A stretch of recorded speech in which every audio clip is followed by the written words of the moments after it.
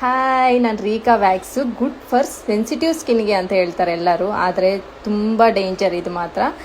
ಆದಷ್ಟು ಬೇಗ sensitive ಪಾರ್ಟ್ಸ್ಗೆ avoid ಮಾಡಿ. ಯಾಕಂದರೆ ನಾನು ತುಂಬ ಕಸ್ಟಮರ್ಸ್ ಹತ್ರ ನಾನು ನೋಡಿದ್ದೀನಿ, ಕಸ್ಟಮರ್ಸೇ ಹೇಳ್ತಾರೆ ನಾನು ಅಲ್ಲಿ ಮಾಡಿಸ್ಕೊಂಡೆ ಇಲ್ಲಿ ಮಾಡಿಸ್ಕೊಂಡೆ ನನ್ನ ಸ್ಕಿನ್ ಬರ್ನ್ ಮಾಡಿದ್ರು ಅಂತ. ಯಾಕಂದರೆ ನಾನು ಎಷ್ಟೋ ಜನ ನನ್ನ ಪಾರ್ಲರಲ್ಲಿ ಬಂದಾಗೆಲ್ಲ ಅವ್ರು ಹೇಳ್ತಾ ಇರ್ತಾರೆ ಸೆನ್ಸಿಟಿವ್ ಅಂತ ಹೇಳಿದ್ರು ಅವ್ರು ನನಗೆ ರೀಕಾನೇ ಸಜೆಸ್ಟ್ ಮಾಡ್ತಾರೆ, ರೀಕಾನೇ ಮಾಡಿದ್ದಾರೆ, ಅದಕ್ಕೆ ನೋಡಿ ನನ್ನ ಸ್ಕಿನ್ ಈ ಥರ ಬರ್ನ್ ಆಗಿದೆ ಅಂತ ಹೇಳಿದ್ದಾರೆ.